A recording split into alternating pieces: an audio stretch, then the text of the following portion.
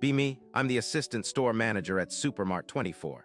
We're a regional chain, limping along, mostly surviving on the goodwill of a dwindling customer base and the sheer exhaustion of our skeleton crew. My job title means I'm supposed to keep things running, ensure compliance, and mostly keep the store from literally falling apart. Be not me, Chadwick, our new district manager. Mid-30s, somehow acquired a business degree from a website, and thinks synergy and disruptive innovation are valid answers to why the freezer leaks again. Chadwick is pure, unadulterated hustle culture. He believes in 80-hour work weeks unpaid, and that enthusiasm can replace proper maintenance. Chadwick's reign began with a mandatory Saturday team-building exercise, which was just us, off the clock, reorganizing the stockroom he claimed wasn't optimized. I tried to explain that the stockroom was organized by date and rotation, as per corporate policy and basic food safety. He just smiled, called it old-world thinking, and made us stack canned goods haphazardly to create a visual flow. The first real red flag popped up when the main freezer unit, the behemoth that keeps all our frozen foods, started making a worrying clanking sound. I flagged it immediately, submitting a formal maintenance request through the Supermart online portal, referencing the urgent repair guidelines in our store operations manual, section 7.3. It clearly states that refrigeration issues affecting perishables are priority 1. Chadwick called me into his cramped, temporary office in the back. He was leaning back in his chair, feet on the desk, scrolling through LinkedIn. Freezer issue, huh? Just put a bucket under it. We're trying to cut costs, efficiency, all that good stuff. I explained that a bucket wouldn't stop 2 tons of ice cream from melting or prevent potential motor burnout or address the obvious Freon leak detected by our old, tired technician who did a quick check. He just waved his hand dismissively. Nah, that guy's a dinosaur. You guys can handle it. Just keep an eye on it. Be proactive. He actually said be proactive about a failing freezer. My internal monologue was already drafting my resignation, but something else, colder, clicked into place. A few weeks later, Chadwick decided our store's weekly product rotation wasn't fast enough. He came in on a Tuesday, unannounced, demanding we pull all dairy products from the back cooler and display them prominently at the front. Our small, dilapidated store only has one large dairy cooler. This meant emptying out the entire back stock, bringing it to the front, and then putting it back. The problem? He wanted this done during peak business hours with only 2 staff members on duty, while the rest of the team was on their legally mandated lunch breaks. I tried to reason with him. Chadwick, Section 4.21 of the Perishables Handling and Storage Protocol explicitly states dairy products cannot be out of refrigeration for more than 15 minutes total during stocking or rotation. Doing this during business hours with limited staff will easily exceed that. It's a health code violation waiting to happen, he scoffed. Health code, schmealth code. This isn't a hospital, it's a supermart, just move it quickly. We need to create a sense of urgency. Urgency is our new mantra, get with the program. If you can't handle it, I'll find someone who can. The unspoken threat was clear. I bit back my retort. I documented the interaction, noting the exact time and his direct order, then followed the order. We raced against the clock, but I knew and he knew that some of that milk had been out too long. Luckily, no one got sick that time. The next major incident involved the store's primary loading dock door. It was old, rusty, and prone to sticking. For months, I'd been requesting a full repair or replacement. The safety manual, particularly Appendix B, loading dock safety standards, details that any door not operating smoothly is a crush hazard and must be serviced immediately. Chadwick, of course, saw this as another unnecessary expense. He suggested during a morning huddle that we just use some elbow grease. He meant for me, and whoever else was around, to manually force the heavy, rusted door open and shut daily for deliveries. I pointed out that this was a 2-person job with a functioning door and a definite injury risk with this one. Look, he said, tapping a pen on a printout of our quarterly profits, we're down. Every dollar counts. Are you going to be part of the solution or part of the problem? The store was already understaffed. Our newest hire was 17, barely strong enough to lift a case of canned peas, let alone wrestle a collapsing loading dock door. I just nodded, a grim resignation settling over me. I sent a formal email to him, CCing our regional HR, explicitly stating that per company safety policy, the door was a hazard and his directive for manual operation was noted. His reply, received, keep up the good work, a digital paper trail growing slowly, silently. Then came the breaking point. The supermart chain was hemorrhaging money. Chadwick, desperate to look good for his regional director, decided to implement a company-wide operational efficiency protocol. This wasn't a suggestion. It was an emailed decree, sent at 2 a.m., canceling all previously approved paid time off (PTO) for the remainder of the fiscal year. Every single vacation day, every personal day gone. Due to unforeseen company needs, the email read, all supermart personnel are required to maintain full operational availability. Any exceptions must be personally approved by your district manager. This wasn't just an inconvenience. It was illegal for many of us whose PTO was accrued and considered earned wages. More critically, for our store, it meant the few remaining experienced technicians who were scheduled to come in for the long-delayed proper maintenance of the main freezer unit, whose PTO I had personally approved weeks ago, were now suddenly unavailable. These were not supermart employees, they were contractors, specialists in commercial refrigeration. Their schedules were tight. I marched into Chadwick's office, email printout in hand. Chadwick, you can't do this. Not only is this going to cause a massive morale collapse, but the external contractors scheduled to fix our main freezer next week, Mr. Henderson and his team, were cleared for PTO. They're part of this. If they don't come, that unit is going to fail, permanently. My voice was tight, strained. He leaned back, a smug smirk on his face. Calm down. Operational availability applies to our staff. And honestly, I've decided we don't need those expensive contractors. We're going to use an in-house solution. You and your team are perfectly capable of handling minor repairs. It's all about empowerment, assistant manager. My blood ran cold. Empowerment? Chadwick, we are retail workers, not certified HVAC technicians. There are dangerous chemicals, high voltage, and complex systems involved. This isn't minor repairs. This is a full system overhaul it needs. He just waved me off again. Nonsense, I'm sure there's a YouTube video for it. Just follow the instructions. If you need assistance, I'll be in my office strategizing. And make sure you document all your attempts. I want to see a full report on your progress. He paused, looking at me with narrowed eyes. And don't even think about calling those contractors. They're too expensive. If anything happens to that freezer, it's on your watch. You're the one on site. He was actively setting me up to take the fall. I could feel the invisible net tightening. But in that moment, something shifted. The fear, the frustration, it all coalesced into a sharp, icy clarity. I wasn't just going to quit. I was going to let it all burn down, with him trapped inside. My mind went read-only. I would stop arguing. I would comply, maliciously. Over the next few days, I became a documentarian. Every email from Chadwick, every verbal instruction, I confirmed in writing.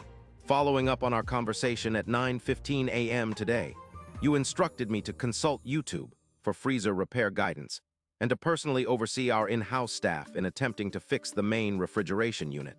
Despite our lack of certification and the manufacturer's explicit warnings against unauthorized repairs, this email serves as documentation of that directive. I meticulously went through the employee handbook. I reread the supermart corporate bylaws.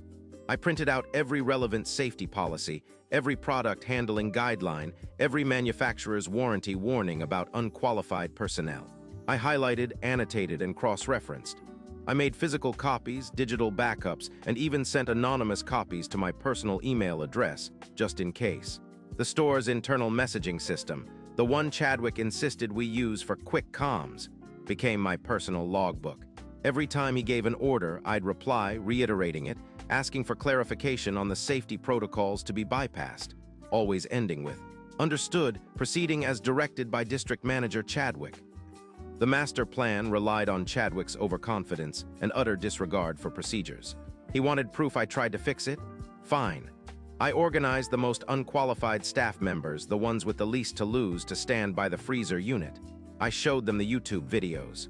I explained in excruciating detail how unsafe and futile their task was. I took photos of them, looking utterly bewildered, tools in hand that they clearly didn't know how to use. Each photo was time-stamped.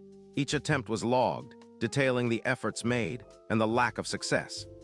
Chadwick received daily progress reports from me, filled with corporate jargon and vague statements like team engaged in exploratory diagnostics and implementing preventative measures as per DM Chadwick's innovative directives. He loved it. He thought I was finally getting with the program. Meanwhile, the freezer was on borrowed time. The clanking grew louder.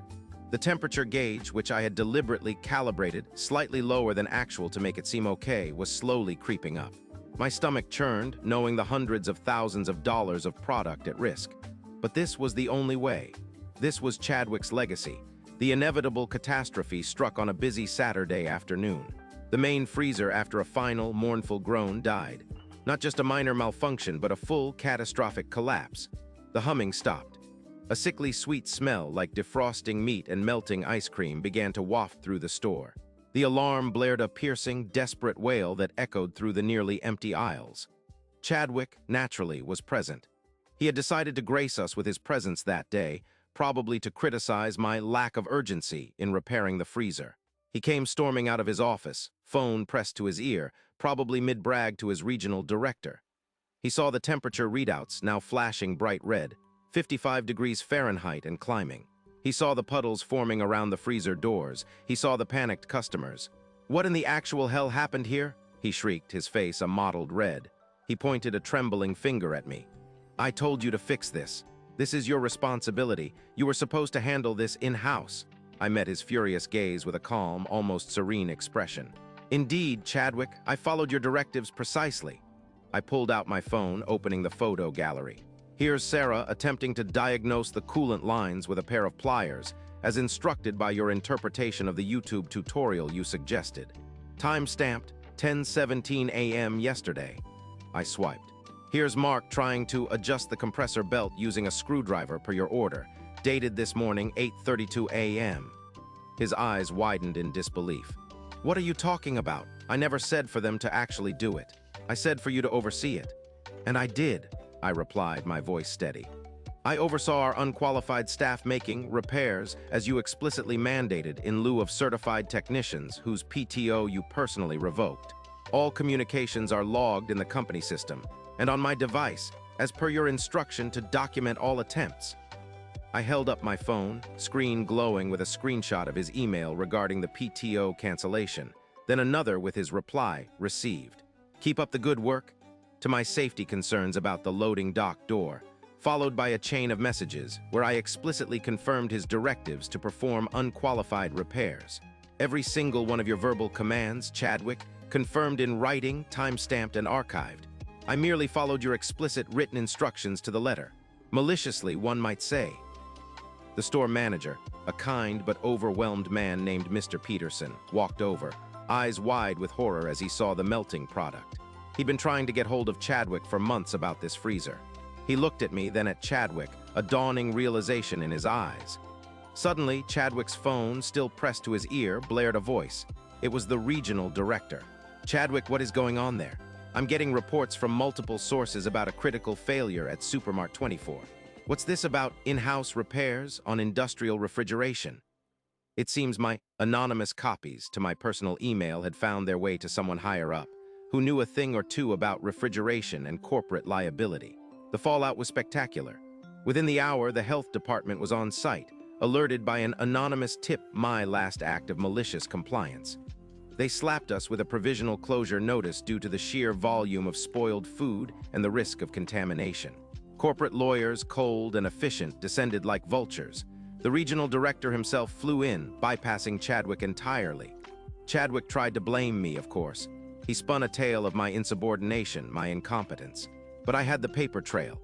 Every single email, every internal message, every time-stamped photo detailing his direct orders to bypass safety, cancel qualified repairs, and utilize untrained personnel. His own words, his own hand in the company system condemned him. He was escorted out of the store by security, his face ashen, still babbling about synergy and disruptive tactics to the silent, stone-faced corporate lawyers. Update 1, 2 weeks later. The store is still closed, pending a massive cleanup and a full system overhaul done by actual certified professionals. Mr. Peterson, the store manager, called me. He apologized profusely for not backing me up sooner. Apparently, the corporate investigation was swift and brutal. Chadwick was not just fired, but terminated for cause with extreme prejudice. Gross negligence, reckless endangerment, and willful disregard for corporate policy, all listed. The company lawyers are now preparing a civil suit against him personally for the millions of dollars in losses. Seems his hustle culture didn't account for the fine print. Update 2, 1 month later. I found a new job. A smaller, independent grocery store where the owner actually values employee input and understands what maintenance budget means. The Supermart 24 closure made local news, turning into a case study on corporate mismanagement. A class action lawsuit is being discussed by former employees who had their PTO illegally revoked. Chadwick's name is all over the legal filings, tied to every bad decision. He tried to claim I sabotaged him, but my documented logs are bulletproof. Funny, isn't it? He wanted me to document everything, and I did. Update 3, 3 months later. Word on the street is Chadwick is now consulting for a multi-level marketing scheme, peddling essential oils. His LinkedIn profile is gone. The civil suit from Supermart is proceeding, and he's reportedly selling off what little he had to cover legal fees. The loading dock door, it got replaced, properly. And the new district manager, she actually sent out a memo apologizing for past leadership failures and reinstating all PTO accrual policies. Sometimes, you just have to let the bad ideas run their course. And sometimes, you have to give them a little push towards the cliff. The smell of melting ice cream and spoiled meat still occasionally haunts my dreams, but it's always followed by the satisfying crunch of a digital paper trail.